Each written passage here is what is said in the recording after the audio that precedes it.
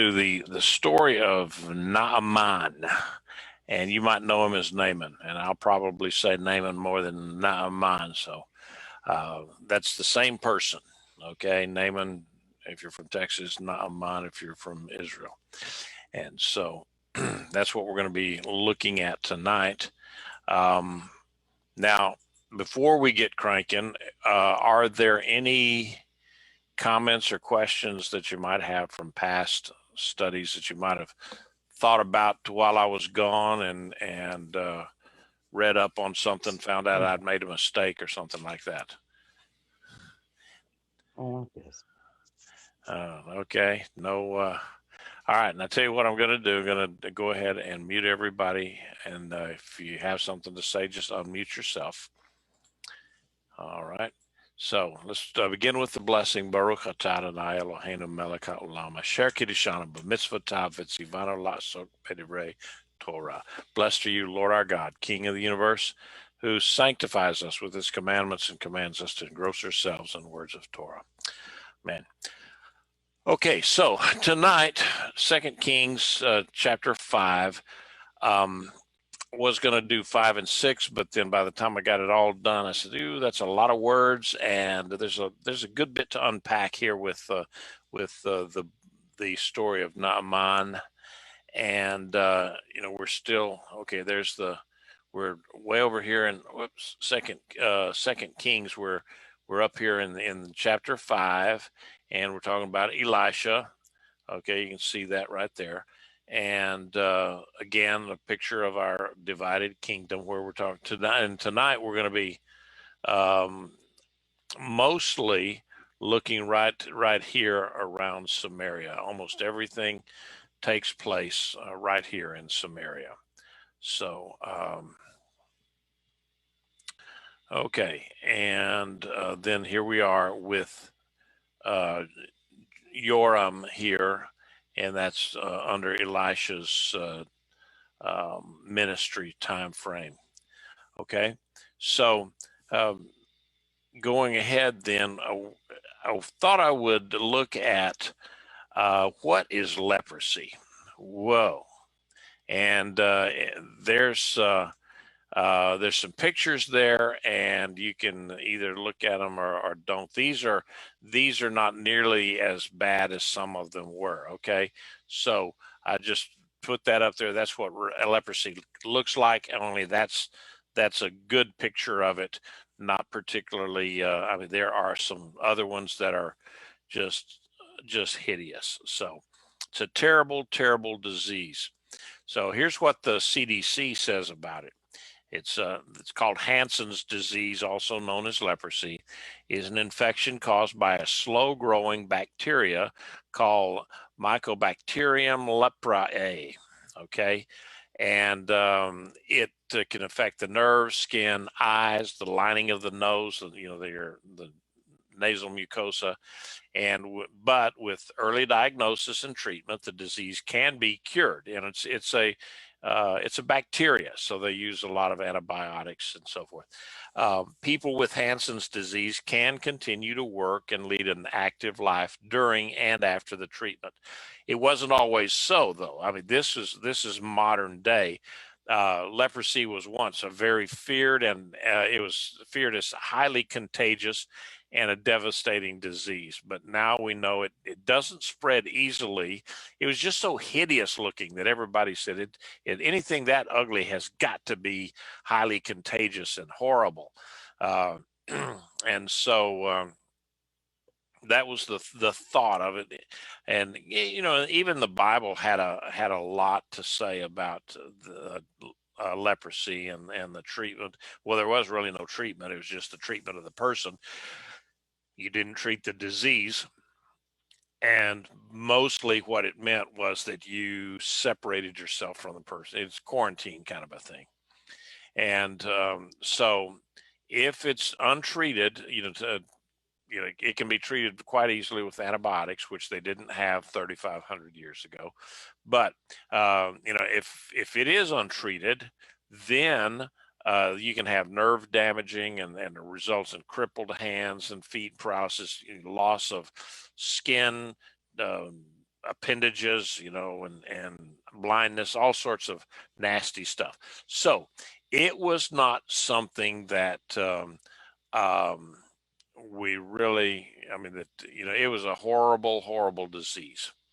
So let's go ahead and any comments or questions? Anybody got any experience with leprosy, going to leper colonies? Have been around the world and seen a little bit of that, but it's not very nice. I spent 2 years in Cameroon as a missionary, and the hospital 7 miles away was designated as a leprosy hospital. So Hansen's bacillus is the disease, and it attacks the nerve endings. So what people will do, all that you showed there is from traumatic. The disease doesn't eat your fingers off. You have no feeling, so you pick up something, you put your hand in the fire, you pick up a cup of coffee that's too hot and all of that, and it does the damage to your extremities, and you don't feel it, and therefore they keep deteriorating like that. So most people I talk to, though, do not associate Hansen's bacillus with the Tzatzarat in the scriptures, which most people I've talked to think that was a form of psoriasis, which was a skin disorder, Right. where Hansen's bacillus is a nerve. Well, it's a bacteria that destroys the nerve endings. So, Right. anyway, I was there now 40 years later in 2017 and saw now they just treat, it's an outpatient thing, where we used to send medical teams looking for people that had it and test for it and so on, and then put them in a leprosy colony. Now only the descendants of people that were doing that. And it's kind of interesting. We would teach them as a mission how to weave baskets and do embroidery and that sort of thing. So now their children or children's children are doing the baskets and embroidery, but of course they don't have Hansen's bacillus. So interesting how that's worked out over the years. Yeah, what you said about that the idea of Hansen's disease or leprosy, it's translated in the Bible as Sarat is translated as leprosy, but it could be any number of a psoriasis, eczema, anything that affected the skin. And back in the day when there weren't any bacteria, antibacterial things, they could get really nasty infections and so forth. So but the Bible did talk about Sarat, and in many cases the idea of Sarat was not only a physical condition, but it was also a spiritual condition, because people they would get Sarat based on, well, look at what Miriam did when Miriam was criticizing Moses. Then she was struck with Sarat and had to be put away for 7 days after she was healed, but because that was the law. But like I said, there is a lot of confusion, and not all leprosy or Sarat was, or not all Sarat was leprosy, and not all. I'm sure not all Sarat was punishment for a spiritual misdeed, but it was something that the people feared back in those days, and it because of the disfigurement that it caused. And you see the picture that I just had there with the one man with the bumps all over his face and stuff like that. That it does cause that that kind of disfigurement. So let's go ahead and read verse 1 there. Now Naaman, the commander of the army of the king of Aram, was a great man in his master's sight, highly esteemed, because through him Adonai had given victory to Aram. Though the man was a mighty man of valor, he had Sarat. Okay. Aram is Syria, and Damascus, of course, is the capital of Syria. And so Naaman is the head of the army of Syria, of Aram. And they say now the rabbinical literature equates Naaman to the archer that just kind of took his bow and shot the arrow at random, so to speak, and it happened to hit um, Ahab, the king of Israel, and that's in First Kings 22, and this, of course, this is why that when they say that, they look at the verse there in Second Kings, where it says, "Because by him the Lord had given deliverance unto Syria." And so that's why the rabbis will say that he was the one that shot and killed Ahab. And we don't really know for sure whether that's the case or not, but that's where they've drawn that thing. Josephus seems to, I mean, some people say that Josephus didn't even mention it, and others say, well, he just kind of hinted at it. So, and it just talks about how that he was, he was a greatly favored guy. He was popular. He was highly esteemed, and said a great man of valor. Normally, that's a great warrior, and so basically had all of the attributes of being that general and in charge of the army, and so forth. But he had leprosy, so that was boy, what a big that what a big but that is. The guy's great, great, great, great, but he had leprosy. And so in some cases now in Syria, perhaps other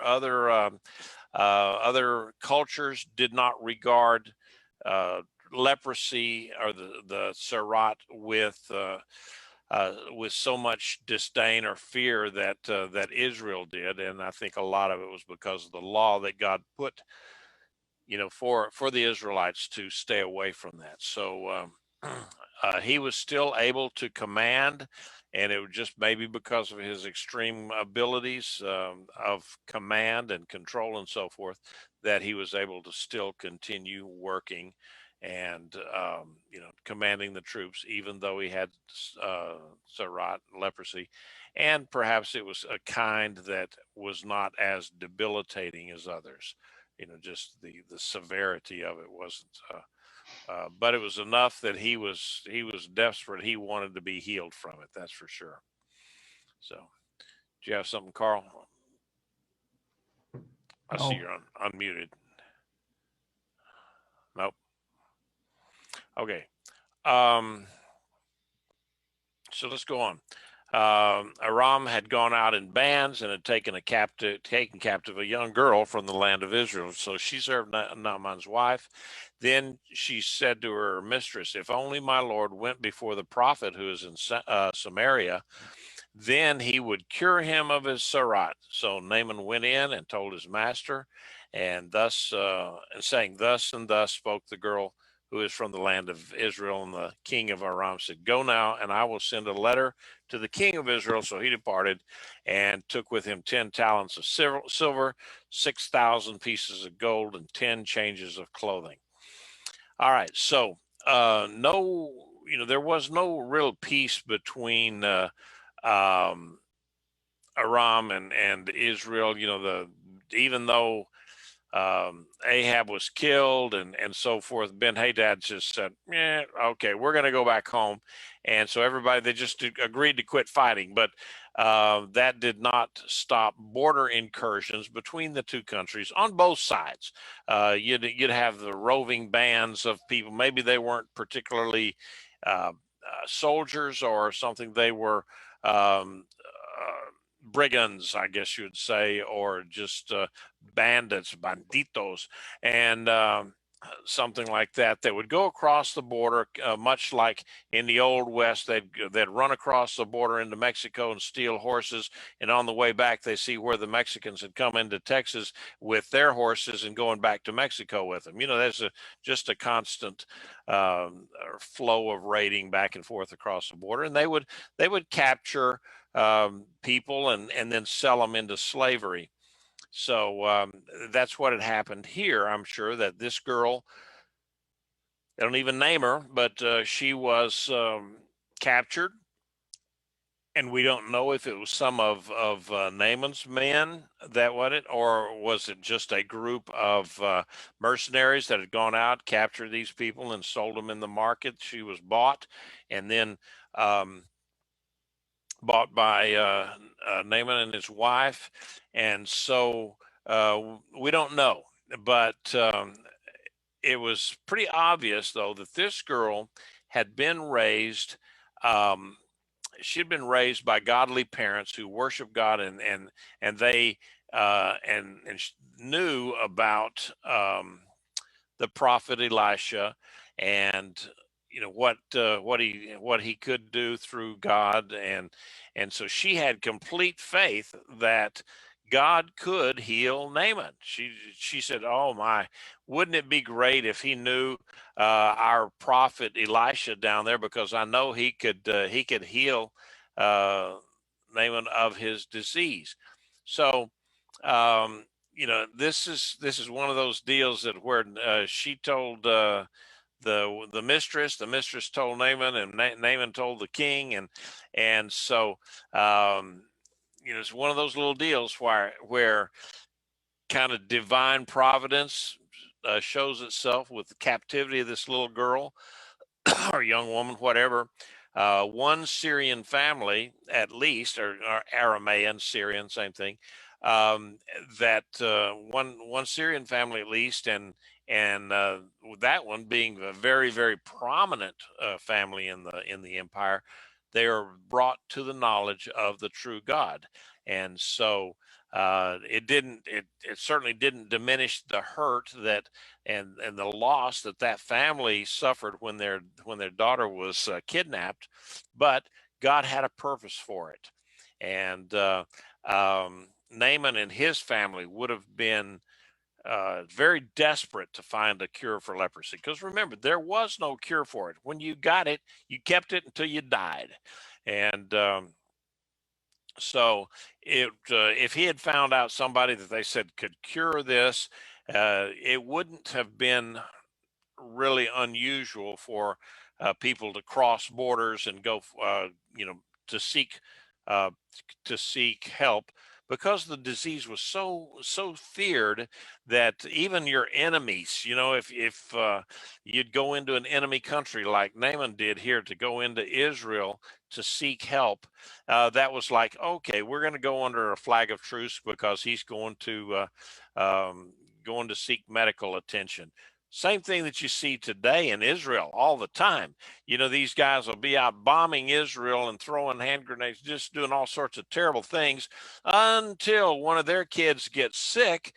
And then what they'll do is they'll call up and says, can we bring my daughter, my son, my wife, whatever, into the hospital there in Jerusalem or Tel Aviv or Haifa or wherever it is, for treatment. And of course, the Israelis, being how Israelis are, they'll say, yes, bring them in and we'll treat the person the best we can. And that's that. In that regard, Israel is fulfilling God's uh, commandments and his destiny for them, because they're being a light to the world. Okay, I have to get back to my notes because I would have started preaching right quickly there. All right, so let's go ahead to any comments or questions. Okay, going to on with that. When the king heard about that, he gathered up. Depends on who you're talking to, as far as how much weight it was. 660 pounds of silver or something like that, even more, 6,000 pieces of gold, and 10 changes of clothing. Now, the the clothing kind of thing seems a little strange, in light of, all that silver and gold. But, this royal clothing would have been very, very expensive and extremely valuable. And so, clothing was in short supply. People probably only had one set of clothes, or at best two, that that they could, they would work in. And then if they ever, and surely they needed to wash it sometimes, they could, a lot of times they just go out to the river or whatever and wash it, and in their birthday suit, and then put it back on and go on their way.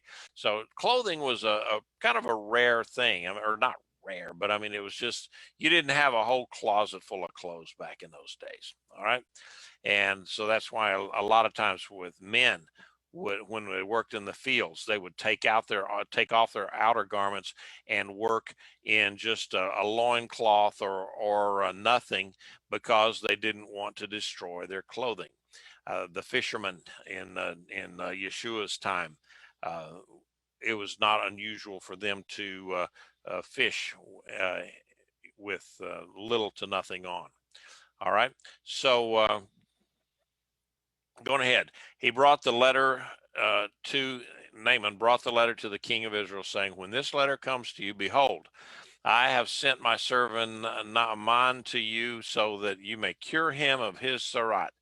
Now, when the king of Israel read the letter, he ripped his clothes and said, am I God to kill and to make alive, that this man is sending to me to cure a man of his tzara'at? But please consider and see how he is seeking a pretext against me.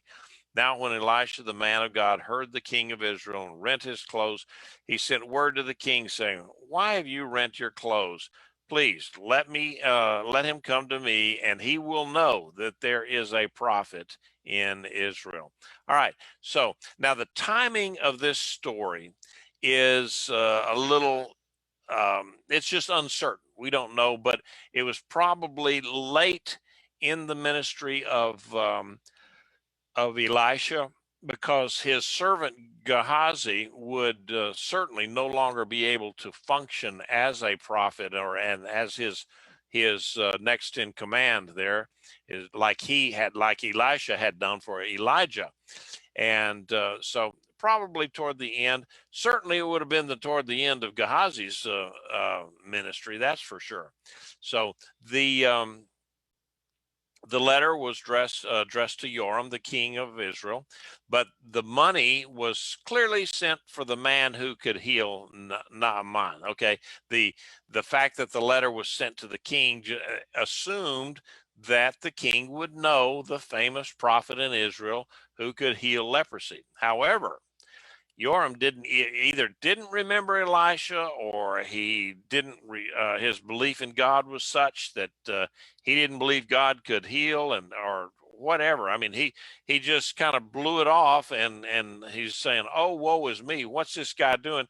Expecting that I can go there and heal his general, and he's doing this. And Joram says he's doing this just to provoke us, so that then when I say I can't heal him, or he dies or something, then Ben Hadad, the king of Aram, could come down here with some kind of a pretext to fight again, and another war.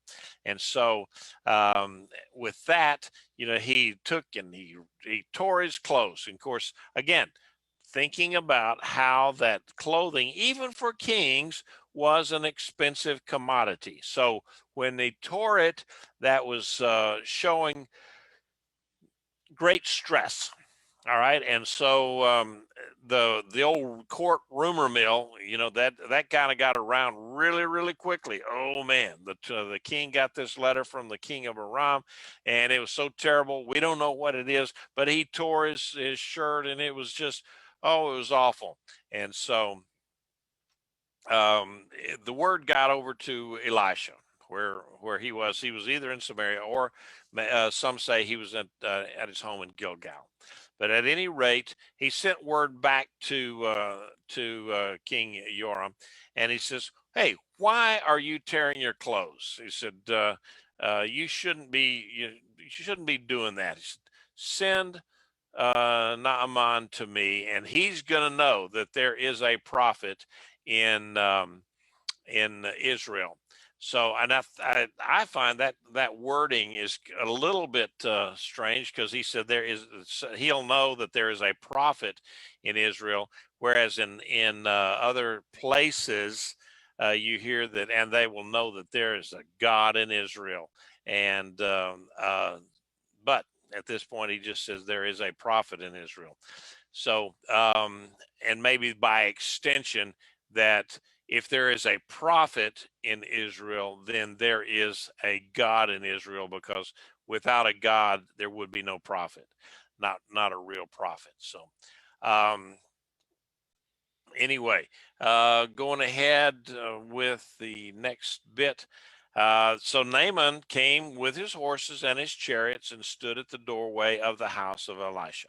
So, um, so Elisha sent him a messenger saying, "Go and wash in the Jordan 7 times, and your flesh will be restored. You will be clean." All right. So, you know, Naaman shows up at Elisha's door, and yeah, if I was going to pronounce Elisha the way it, in the Hebrew, it's Elisha, okay, but um, I would end up starting to call him Elisha or something like that, and it's Elisha.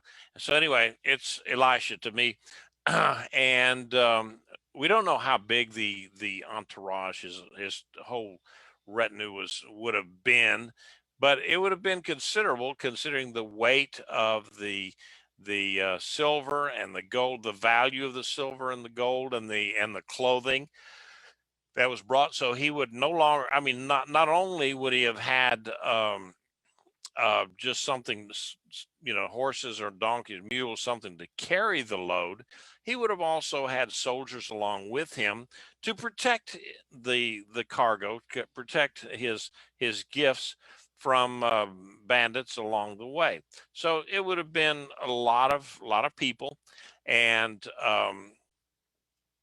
it would have been impressive by any measure for this guy to show up in a village in Israel, and people would have to be looking there and said, "Oh, what is an enemy entourage with maybe 100 guys and chariots and horses and stuff showing up right here at the around the prophet's doorstep?"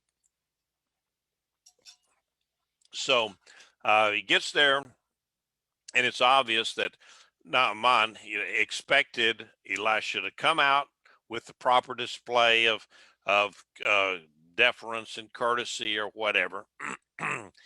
He was not expecting Gehazi, or a servant. We don't know if it was Gehazi, but a servant, to come out and simply just say, "Go wash in the Jordan 7 times." He was not expecting that at all. That just never even entered his mind, and so that kind of. But it said, "Go wash in the Jordan 7 times, and your flesh will be restored, and you will be clean." When they're talking about the flesh being restored, that tells me the way that the Hebrew word there is, of the flesh and then restored, is that he had lost some flesh somewhere along the line. It had gotten um, necrotic or whatever, and had fallen off or sloughed off, or however that whatever happens to it, and so he said, "Your flesh will be restored." So, going ahead with verse 11, but Naaman was angered and walked away, saying, "I thought surely he would come out to me, stand and call on the name of Adonai his God, and wave his hand over the spot and cure the tzara'at. Aren't Amanah and Pharpar, the rivers of Damascus, better than all the waters of Israel? Couldn't I wash them and be clean?" So he turned and went away in a rage. So Naaman expected some kind of a incantation or something. You know, if you go to a healer in those days, he was supposed to do something extraordinary and strange and weird, and kind of like our concepts of the witch doctor, you know, and how he would go out there and dance around, or the medicine man dance around with the buffalo uh, skull on his head or something like that, and waving rattles and making incantations of some sort, and so forth. But he said at least he could have done was come out there and pray to Adonai. And of course now um, this general Naaman knew the name of the God of Israel, and so he said at least he could have done that, gone and prayed to this God and the God of Israel, and at least then come out and wave his hand over the spots of leprosy it had. And so when he says, oh, um, that he would wave his hand over the spot and cure the leper, the tzara'at. So this may not have, his leprosy may not have been, you know, that it encompassed his entire body and everything. He says the spot, and of course it may have been, who knows, that I may be drawing some conclusions that are not there, but we just don't know. But he expected Elisha to come out and do something, and not just send a servant out and says, "Yeah, go wash in the Jordan River 7 times." So it just, he was mad. He was very, very angry. Turned around and went away, and so I took the liberty of taking some pictures. Okay, now this picture of the Jordan over here on your right, that is very typical of the Jordan River. Okay, now I have I've seen it looking just like this, and then when you go all the way up to the headwaters up at Mount Hermon, all the way up north, then the little streams and the water, the snow melt and all that kind of stuff. It is clear for about a minute, and then it seems like once it gets out of those rocks, it just turns into muddy again. And so the Jordan is not the prettiest river around, that's for sure. Now, and here is actually a picture of the Parfar River up north of Damascus. Okay, and it's still to this day kind of a nice, clear, clean-looking river, and so that you can tell the difference. What why Naaman would look at that and said, to look at the Parfar and say, "Yep," look at the Jordan and say, "Nope," and just not wanting to jump into that muddy water. So going ahead with that some people think that some great people think that these ordinary tasks are beneath them, and so we'll see in the next bit there that his servants recognized this in him, and they spoke up to him. So let's look at what he says here. But his servants approached him and spoke to him and said, "My father, if the prophet had told you to do something difficult, would you not have done it? How much more then when he told you to only wash and be clean?" So he went down and he dipped himself 7 times in the Jordan according to the word of the man of God. Then his flesh was restored like the flesh of a little child. He was clean. All right. To me, these verses reflect favorably on the character of Naaman. He was a great man, a great general. He was used to people honoring him. He was used to having servants and being in authority. He would tell people to do things, and they would jump and go and do it. And so that's what he was used to. But at the same time, it seems like that he's reasonable enough that his servants, and they say his servants, these could be trusted counselors or whatever, who people that had gone along with him. It could have whatever, but they were still his servants, it says, and they spoke to him. And so here he is, very, very great man. He didn't have to listen to anybody. He was not used to particularly having to listen to anybody. And yet, when these guys came to him and obviously they were concerned about him. So what did they called him? Our Father, and that was a sign of respect, of genuine love and affection for him. And they said, look, if he had asked you to do something like go fight a lion with a pair of nail clippers or something, just like that, you would have done it if it would have cured your leprosy. So why can't you do something like this? Sure, it may be beneath your dignity. It's not something that a great man of valor would do, but what have you got to lose? And so, and plus, boss, it's on the way home anyway. So why not? Let's just go do it. You have to cross the Jordan anyhow. While you're out there, just dip 7 times and, see what happens. And so Naaman agreed. He humbled himself before all of his men because they were watching. That all of his guys are watching. So he walked into the muddy Jordan and he dipped in the water. Now I can believe that, that he completely submerged himself, okay, because that was the custom of ritual baths in those days. And certainly if it was a mikvah. Of course, not being Jewish, he wouldn't have known about the mikvah particularly, but ritual baths in those days, you meant you go clean under the water and then coming up. And so then, he dipped the first time and no results. He dipped the second and the third and still nothing. He went on with it, and you can imagine what's going on in his mind right now. It's just, he's got, okay, number 4, it goes in, comes back up, looks nothing. It's still there. Number 5, same thing. Number 6, still no change to it. Nothing.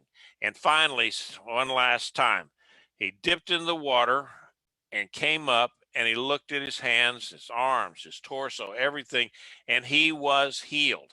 Now, I mean, what a fantastic thing that would have been for him.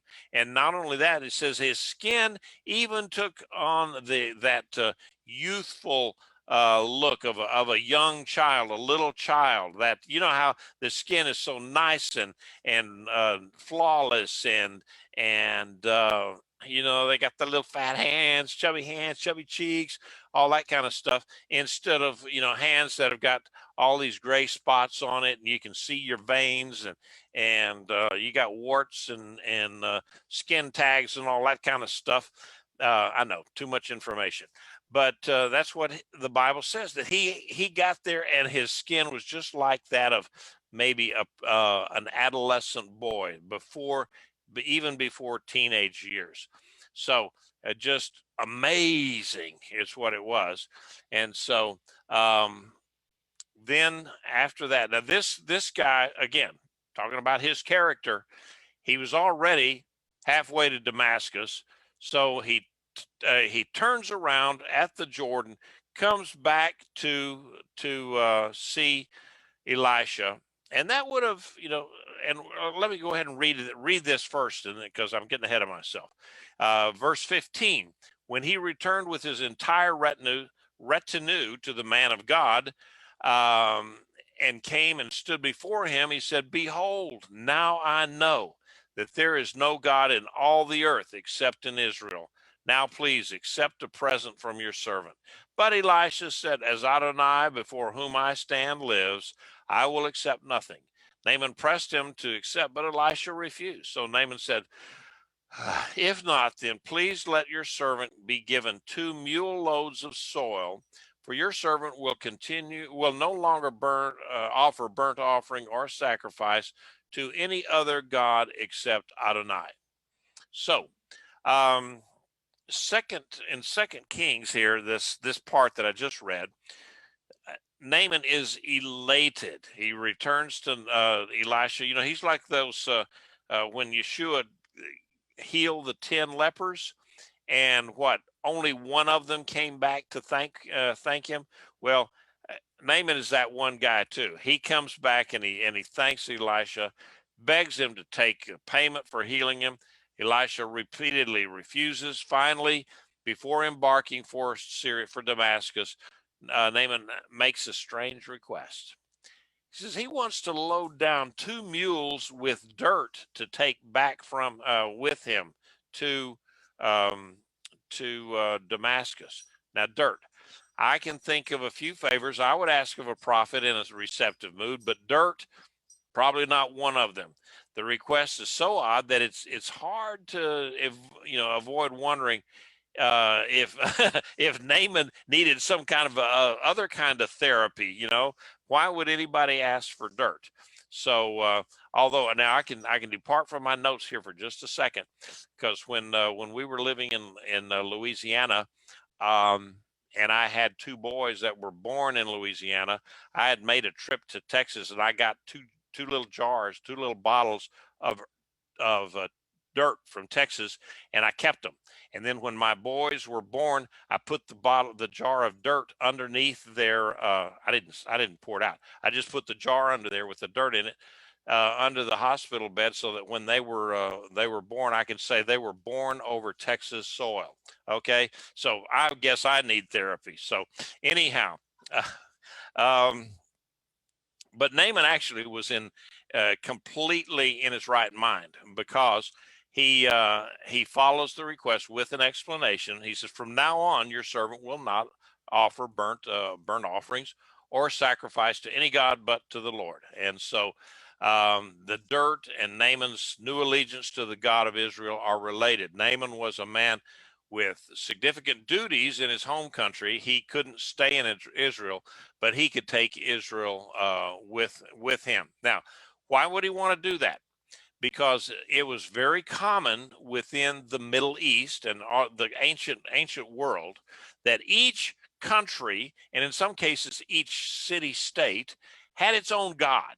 Okay, they had their own deity that was separate from the other ones over here. I mean, here, here Texas, we'd have our own god, and then over there in Louisiana, they would have theirs, or Oklahoma, they would have theirs. And of course, we know that the Texas God would be far superior to any of the other gods around us. And that's the way that each country felt about that.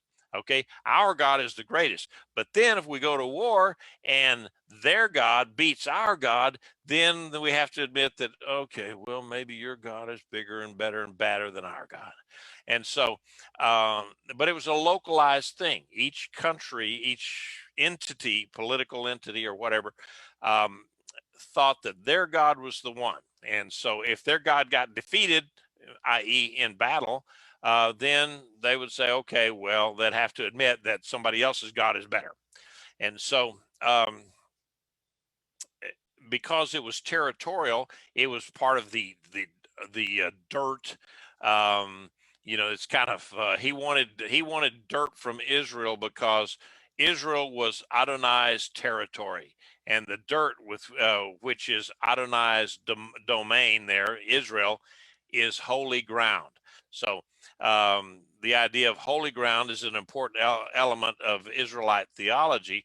This the phrase that we saw when Moses was in the presence of the angel of the Lord and the God of Israel at the burning bush. He says, take off your shoes, your sandals, because you're on holy ground. When Joshua met the angel of the Lord before the battle of Jericho in Joshua 5:15, said, Joshua, you're on holy ground. And so it's just, that whole idea of holy ground is not a new concept in Israel. So he wanted to bring some of this holy ground, holy dirt, back with him to Damascus, so that he could set it out and build an altar and pray to Adonai rather than to Ramon Ramon Hadad, I think it is. Okay. So let's go ahead and any comments or questions on this so far? All right. 18 and 19. In this manner, okay, and I forgot to change that. Okay. In this matter, may Adonai pardon your servant when my master goes into the house of Rimmon to worship there, leaning on my hand, and I prostrate myself in the house of Rimmon. When I prostrate myself in the house of Rimmon, may Adonai pardon your servant in this matter. Elisha said to him, go in peace. So Naaman departed from him some distance. All right. This is a kind of a strange one here. Okay.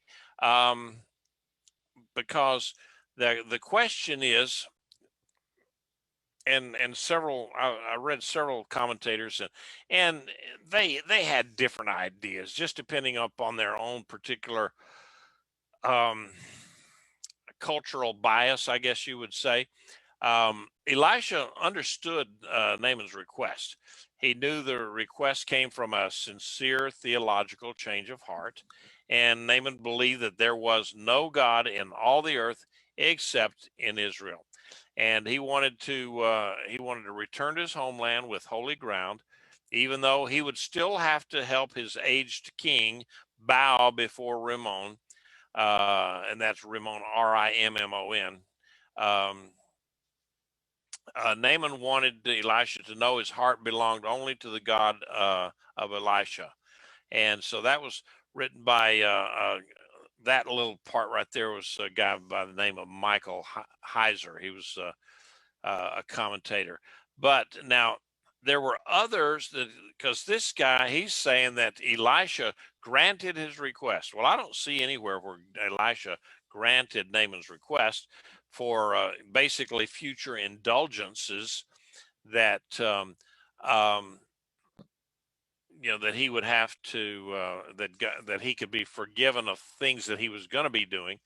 So other commentators said, oh, no, what he's doing is he's asking forgiveness for all those times before, that it was all in the past tense. For all of those times that I bowed down before Rimmon, um, that would you forgive me of that? And of course, Elisha still couldn't forgive anybody of their sins. That's only up to God. But, some of the commentators said, oh, no, it was all historical in the past. And the other ones saying, no, this is for when he goes back home and he's still got responsibilities to the king. And so, he's going to go through the motions, but he's certainly not going to, really be bowing down, and Jews over the years in captivity face the same question years later in Babylon, that they write about how that the Jews would not bow down when they said bow down before the king or the altar or something like that, but they would always notice that, oh, you know what, my sandal has come unlaced. I need to bend over, bow down here, and tie my sandal. And so that's what they would do. They would bow down or bend over, bend down on their knees and tie their sandal. And then when everybody could get up, then they would get up again. And so, but that wouldn't work when you're the king's right hand man and you're helping him to do whatever he needs to do in their own pagan temple. So perhaps Naaman was asking, saying, "Look, I got to do this, but it's only a show." And of course, Elisha didn't have that authority to grant this, and it's so one of the writers that I was reading said, "Oh no, this is indulgences, and we can't possibly think that Elisha would have granted him indulgences." And that's true, but anyway, that's what I think. That's what he was asking, not in the past, but in the future. Said, "Look, I'm going to have to do this, uh, or it's off with my head." and that would be a shame to be off with my head when I just got my skin back.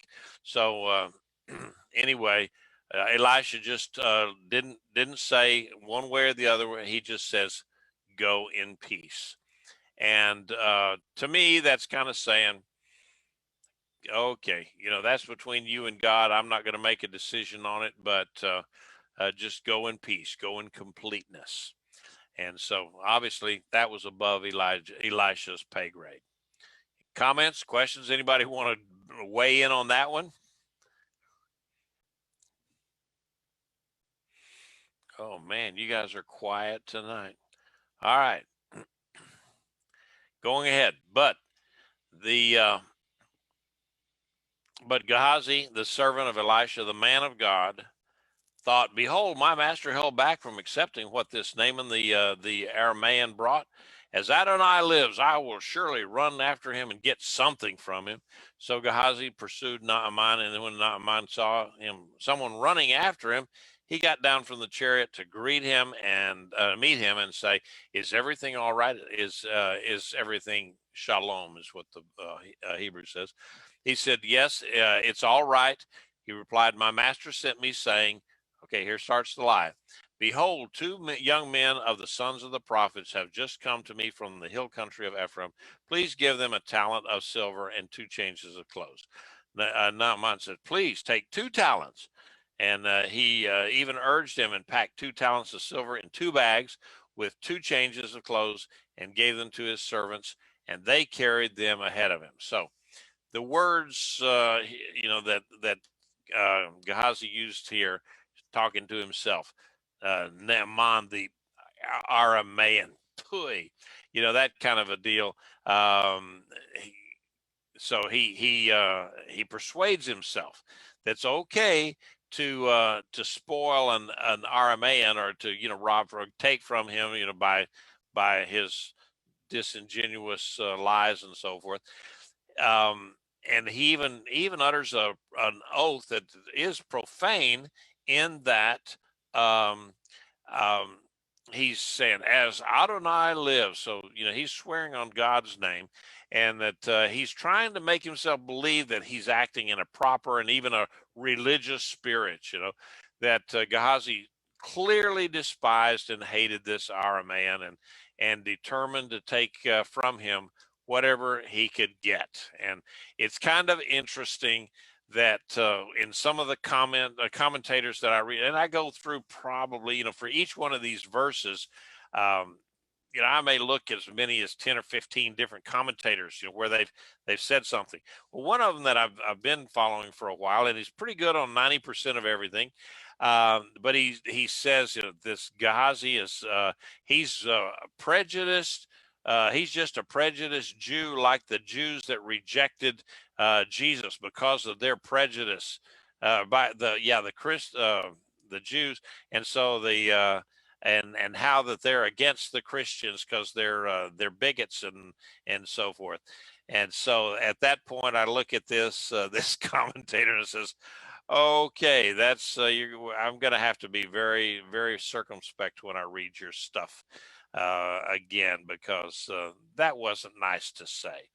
So anyway, you have to look at all these guys and know a little bit about their history to see where they're coming from sometimes, because what they may say, it's not so good. And you test it, and sometimes I'll just get a check from somebody will say something on these books and things that I read, and I just kind of get a check says, "No, don't use that one. That's not any good." So and then anyway, in contrast, Naaman comes down out of his chariot to greet Gehazi. Here he was. Um, Gehazi's looking at him with such disdain, but Naaman gets down out of the chariot to greet him, even honoring him as the servant of Elisha. What a contrast that is. So Gehazi concocts this story of 2 sons of the prophets coming down from Ephraim, and they need assistance. So could he get something from Elisha? And he says, just one shekel for each guy. And so um, Naaman says, "No, no, no, no. I mean, even that, just 1 shekel for each one of these guys, that would be a pretty good, considerable amount of money." considering all the other stuff that Naaman had, with the 660 shekels plus 6,000 gold coins. But anyway, he got, he had to kind of weigh it out, that telling the story so that it would be believable, and not raising fear of suspicion on anyone's part. So one of the commentators said that each talent was about 120 pounds. So I don't know that. I've seen others that they don't talk about anywhere near that weight. But anyhow, so they go out and now when they arrived at the fortified hill, meaning Samaria, he took from their hand and deposited them in the house. So he somehow picked up this weight, put it in his house, and let the men go. So they departed. So when he entered and stood before his master, Elisha asked him, "Where you been, Gehazi?" And he said, "Your servant has gone nowhere."